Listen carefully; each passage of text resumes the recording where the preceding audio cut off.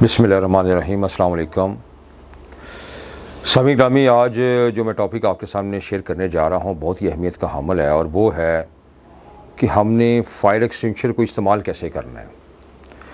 देखिए कि मेजॉरिटी जो लोगों की होती है, जो साइट्स पर, वर्क प्लेस पर, उनको फायर एक्सटिंग्विशर चलाना ही नहीं आता।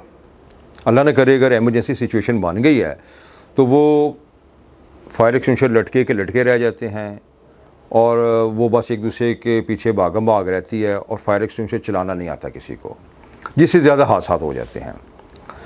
और आज मैं आपको इसका मेथड बताऊंगा कि आपने फायर एक्सटिंग्विशर का इस्तेमाल कैसे करना है। देखिए, डेट इज़ वेरी इजी। सिर्फ अगर आप ये मेरी वीडियो पूरी देख लेंगे और मैं आपसे एक फार्मूला इसका शेयर करने जा रहा हूँ। इसका फार्मूला होता है पास, PASS, पास। इसमें ये होता है कि फायर एक्सटिंग्विशर जो आपके पास है, चाहे वो आपके पास CO2 का है या DCP का, डाई केमिकल पाउडर का है, तो सबसे पहले आपने पुल दी पिन, उसकी सबसे पहले आपने पिन निकाल लेनी है।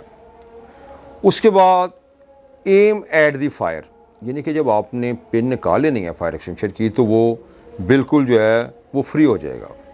फिर आपने जो आग की बेस है ना, वहाँ काइंडली आपने उसकी डायरेक्शन करनी है और उसके बाद आपने स्क्वीज दी लीवर, यानी कि आपने जब उसको दबाएंगे तो वो स्क्वीज होगा और उसके बाद स्वीप साइड टू साइड, यानी कि फायर एक्सटिंग्विशर आपने पकड़ लिया है, ज़ाहिर है वो अब इजी टू ग्रिप है और आप उसको स्क्वीज भी आपने कर लिया है और इसको अब आपने स्वीप करना है। इसका ये होता है कि जैसे आप स्वीप करते हैं और आप फायर की बेस पे जब आप इसको चलाते हैं तो ऑक्सीजन कट ऑफ हो जाती है। देखिए कि बेसिकली DCP का और CO2 का फंक्शन एक ही है कि अगर हम कोई सा भी फायर एक्सटिंग्विशर इस्तेमाल करें, हमने ऑक्सीजन को कट ऑफ करना है। होता ये है कि अगर हम मुनासिब तरीके से फायर एक्सटिंग्विशर का इस्तेमाल नहीं करते तो फिर क्या होता है कि वो आग जो है, जो फायर है, वो नहीं प्रॉपर तरीके से बुझ सकती।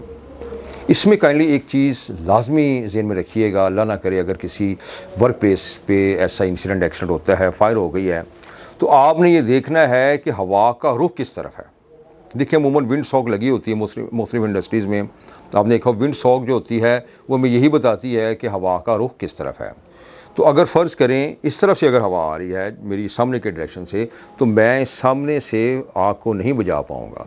आपने इसकी ऑपोजिट साइड पे जाके फायर एक्सटिंग्विशर इस्तेमाल करना है, वरना क्या होगा, जिस तरफ आग अगर लगी हुई है और हवा का प्रेशर भी उस तरफ है तो वो बजाय इसकी आग बुझाने के वो हो सकता है कि आपके ऊपर ही उसके जो है ना असरात मुरतब होना शुरू हो जाएं।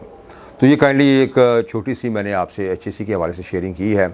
मुझे यकीन है इंशाल्लाह ताला आप फायर एक्सटिंग्विशर का प्रॉपर तरीका समझ चुके होंगे और अल्लाह ना करे इन केस ऑफ एमरजेंसी आप इसको प्रॉपर तरीके से इस्तेमाल कर सकते हैं। अस्सलाम वालेकुम वरहमतुल्लाहि वबरकातुहू।